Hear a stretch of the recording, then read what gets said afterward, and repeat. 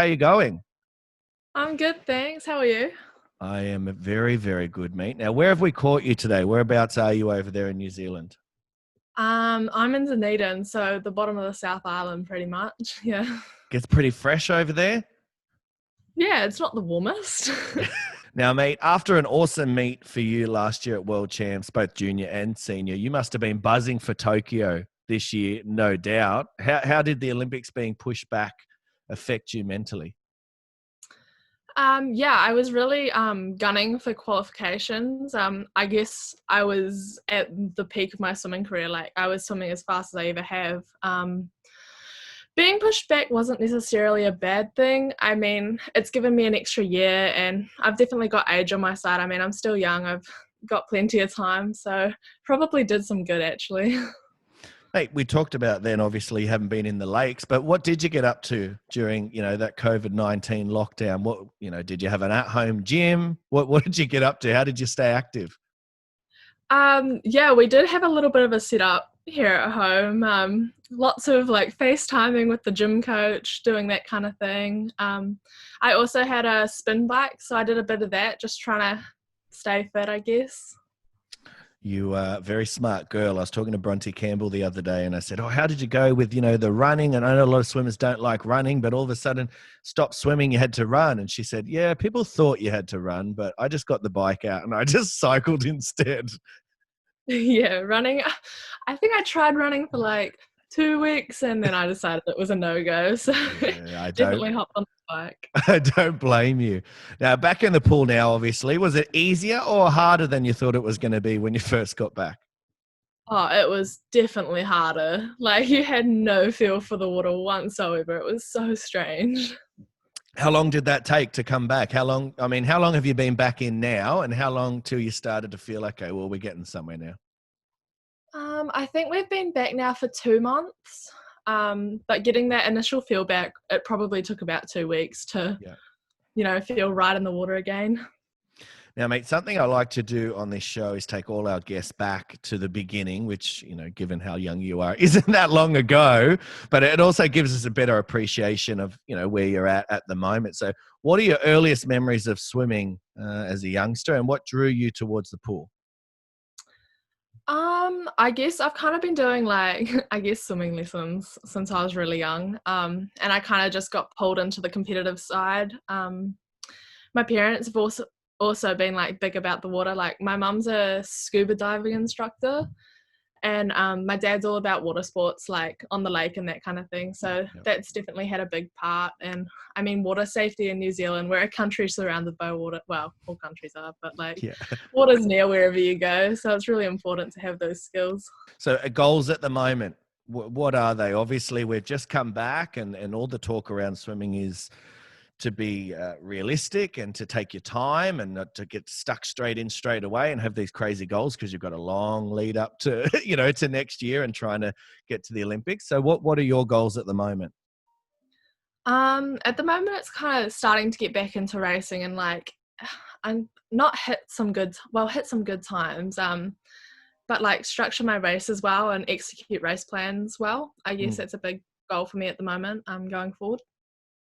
In terms of executing your race plans, and I mentioned those phenomenal times, so obviously there's no doubt you're able and you're capable of doing that, but when you don't execute them as well, where do you fall short? Is it in the middle part of your 200 and 400? Do you go out too hard? Um, it's usually it kind of depends. Like sometimes I don't go out fast enough. Sometimes it's the middle. It just really depends on I don't know what I've done wrong, I guess. Mate, 2018, you're 15 years of age there, and you make a junior New Zealand team for Youth Olympics and Junior Pan Pacs. Firstly, what were those experiences like for a teenager? This is your first sort of big trips. I'm hoping I got my research right, and this was your first big trips. Yeah, how did you handle, the team and that major competition environment? The team was really awesome. Like they were all like we've got a really family kind of atmosphere in New Zealand. So I was definitely well looked after by everyone and being like the youngest in the team, I think everybody kind of made sure to look after me. but it was really cool to represent my country and yeah, go to those things and do well, I guess. Mate, secondly, we'll get to the big, meets in a moment with 2019, but how much did those experiences in 2018 help you get ready for 2019? Yeah, what lessons did you learn from Junior Pan Pac, say? I guess I learned a lot of lessons. I mean, just stepping up and moving into that international atmosphere was one thing, but like learning when things don't go quite to plan that it's okay. Like there's more races. It's not the end of the world. Yeah, that was a big thing. And what didn't go to plan? If we can get specific, what went wrong over there? What didn't quite get right? Um, I don't know. I guess I kind of got stuck in like, what's the word? Like the event, like it was really big, and I Yeah, think it kind of scared me a little. yeah, But I've definitely learned that it's just like it's another race. Like I race at home, I race over there. I mean, it's still a 50-meter pool. Doesn't that's change. right. Still a pool, still got water in it, still got to dive off of blocks to get in. Yeah, basically. Mate, thinking about your weekly sessions, do you have any favorite sessions of the week? um, I definitely enjoy our speed sessions. We do them on a Monday night, but we also have heart rate sessions on Tuesday and Thursday mornings, and I really enjoy those as well because they're quite challenging. What about in the gym? What's your favorite thing to do in the gym when you get in there? Anything but burpees. S- Anything. Sounds so much like my swimmers at the moment when we're doing Zoom training from home, and they're like, "Can we just not do burpees, Dale? We'll do anything else, but just don't put burpees." I really dislike burpees. Now, mate, whilst you are a superstar in the making, there's no doubt you're still quite young. And with the success that you're having at a young age, it also comes with some expectations, and that might be expectations you put on yourself, might be stuff that the public are putting on you. How have you found that in terms of, how have you dealt with it and being able to try and shut all of that out and just get on with the job and race?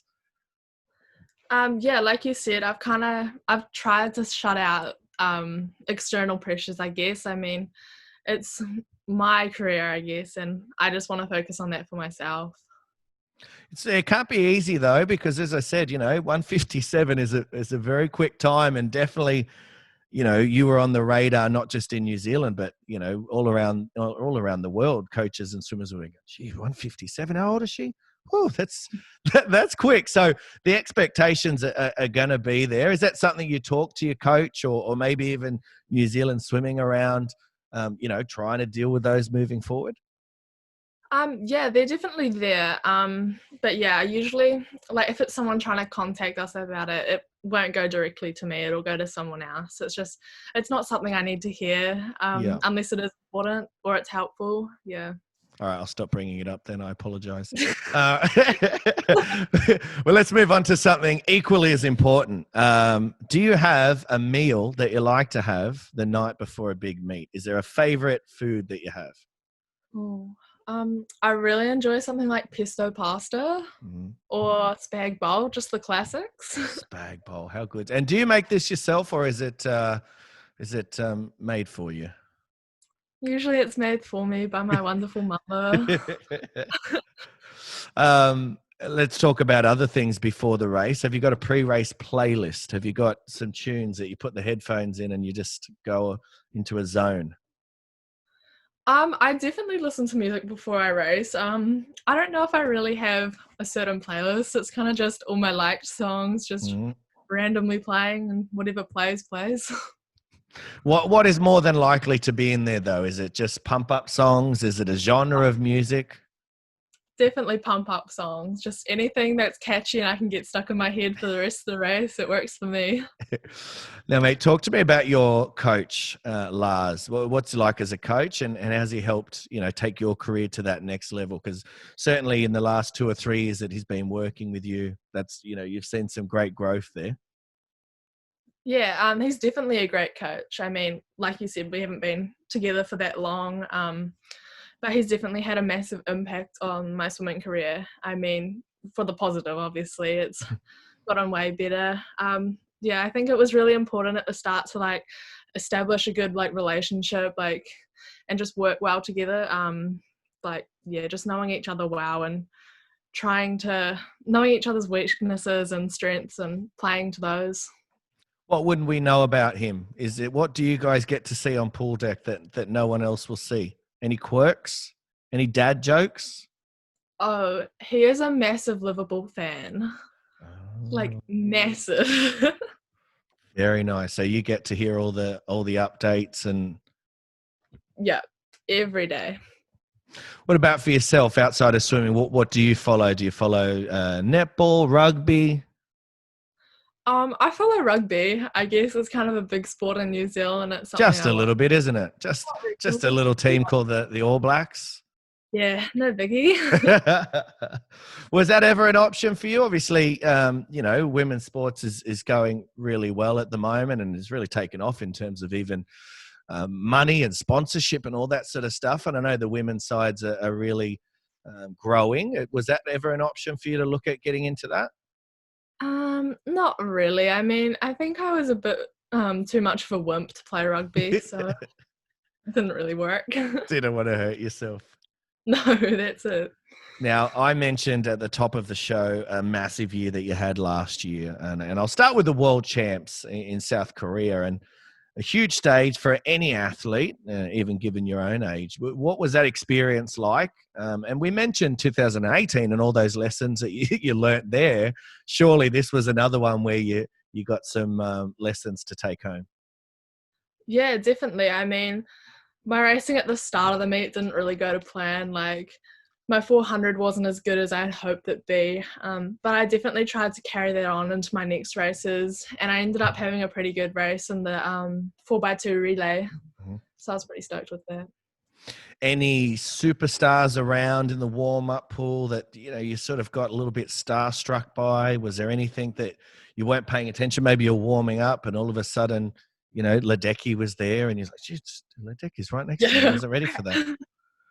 Yeah, no, she was definitely around a lot. She was actually in one of my races, which was like pretty like scary, I guess.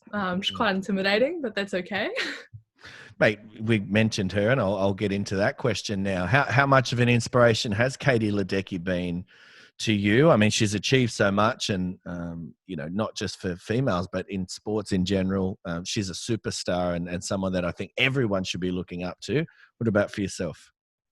Yeah, she's amazing. Like, she dominates the pool. Like, you won't see anyone else have such a big lead in a race. It's crazy. Absolutely. Mate, as I mentioned there, what lessons did you learn at the World Champs in Gwangju? Did everything go to plan in terms of your warm-up, your recovery, your race plans? Not everything went to plan, and I think one of the things I learned that it's okay if it doesn't go to plan. I mean, there were definitely different circumstances that led to things not being right, or I don't know, something got stuffed up in the warm-up, but we got there in the end, and yeah, it worked out well. I think that's the hardest thing, isn't it? I talk to a lot of people on this podcast, and the one thing that they always say is, you come in with your own little routine, but then it can just get thrown out the window at a drop of a hat because, the world doesn't revolve around you. There's so many other moving parts, so you've got to be able to go with the flow. Yeah, be adaptable. Exactly. Not long after, Budapest is the world champs, the junior world champs. And this meet is where you really turn some heads, as I said before, and you win the 200. You go 157.9, massive PB in the 400 as well. You're 408, and I think at the world champs in South Korea you went 412, so dropped like 4 seconds off there. What did you do in between senior world champs and here to see those improvements? Because they're quite impressive. I came back to New Zealand for 2 weeks and then jetted off again over to Europe. But I think what I learned from Senior Worlds was definitely applicable at Junior Worlds, and making sure I don't let the atmosphere kind of get to me. I think that's where I went right. Definitely in the 400, I mean. like you said, there was a 4-second drop and I just didn't get in my head and it all went well. Massive drop, massive drop. The 200, 157, how did that race feel? And what do you think went right in there? What did you, obviously everything went right, but what were you most happy with? We talked about before where things don't quite go right. Maybe you go out too easy. What did you get in that race? So we're like, yes, I managed to get that right. I went out fast on my first 50. Like, if you ever watch my swims, I always struggle to get out fast enough. Like, I'm fine in the middle and like at the back end. It's just the start, and I nailed that on the first time, so I was really happy. Yeah. And then in the 400, what was, 4-second drop? Was it the same? Did you just get out a little bit more positively? Yeah, I think I definitely went out the first 200 like better than I did at Worlds, and that really helped. Mate, one thing that excites me about watching your progression is that knowing that, you're not even, I don't think, halfway near where you're going to get to, which is crazy and exciting for New Zealand swimming. And I hope people do get behind you after listening to this podcast. But in terms of swimming in New Zealand, how excited are you to be a part of that next wave? And for the podcast, we're going to have Zach Reed on tomorrow. I've spoken to Lewis Clarebert, obviously, Brad Ashby. I've had Dan Hunter. I mean, I can keep going with names, but it's a really good group of swimmers at the moment that are putting New Zealand swimming back on the map. And I don't want to upset people when I say back on the map as if it left and anyone that was there before isn't a part of that. So apologies if you get offended, but you get my point. Like, you guys are a crop of swimmers that are really starting to push New Zealand swimming back into the mainstream. How important is that to you? Yeah, I think that's really important. I mean, swimming is not a massive sport in New Zealand. Like, I mean, we have great teams like the All Blacks and the Tall Ferns and the cricketers and all that. But yeah, getting swimming back out there is really important. I guess just trying to get more people into it as well. I mean, if it's a bigger sport, more people come. Hey, world champs in Guangzhou. Obviously, there's a few senior members there. Did anybody take you under their wing? Did anyone look after you, give you some advice? Oh, all of them looked after me. I was actually in a coaching group with Matt Stanley and Dan Hunter, so the two oldest, the little youngest, Yeah. and they were really awesome the entire time. I mean, they helped me out so much. Well, we mentioned school there, and you're still young, and a lot of the listeners that follow the podcast are teenagers, and they're going to high school as well. How do you find that balance between trying to do really well at school, but also, you're at a very elite level of swimming now, so you've still got to pull your socks up there as well. How hard do you find that balance? It was definitely hard to start with. I've had a lot of help from like teachers at school and obviously my coaches, just trying to establish a good balance in and out of the pool and in and out of school, I guess. But lots of the things I try and do during school, like I try to do all my homework like in school so I don't have to take it out. Man, I love that theory. That's what I used to do as well. I mean, I never swam at the level of you, but if I was at school and I knew homework was due at the end of that class, I'd be finishing it there, just in that class. Obviously, I missed what she was talking about during that lesson, but to me, I was like, well, now I get to go home. I don't have to do homework, so I'm quite happy about that. Yeah, that's exactly it. Smart cookie. Mate, when we redo this interview in, say, 2 or 3 years' time, may stretch it out to 5 years for you because you're still so young. What accomplishments would you like to be adding at the intro? Already a great intro, 24 age group records, junior world champion, been to the world champs yourself. Like, obviously already great, but what would you like me to add up there? I'd definitely like to be an Olympian by that time. I think going to the games is such a big goal for every athlete, and it's definitely something I'd like to accomplish.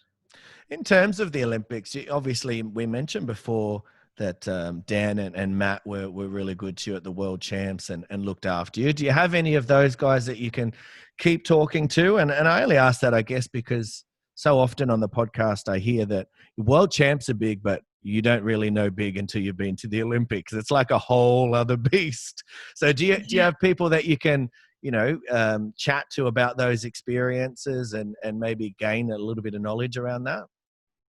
Yeah, I mean, there's definitely lots of people. Like, I could message any one of those guys and they would happily talk to me about it. Yeah, and lots of coaches around have been and know what it's like. So just learning from them, I guess, is a good opportunity for learning. Absolutely. Now, mate, I think we'll wrap it up there. Firstly, I want to thank you very much for coming on. And I know you guys are back into training now and busy with school and stuff like that. So I really do appreciate you taking the time to come on and chat with us. I hope a lot of the listeners, both from New Zealand and Australia, get behind you after this, hearing this chat. I think you're an absolute superstar in the making. I'm just going to declare that right now. Sorry if that puts pressure on you. I know you mentioned before you don't like the pressure, but I'm going to throw it out there anyway because I think you're a champion. I think you can handle it. Hopefully we can stay in touch, mate, and maybe get you on for another chat sometime next year. But thank you very much for coming on Off the Block Swim podcast. Yeah, cool. Thank you.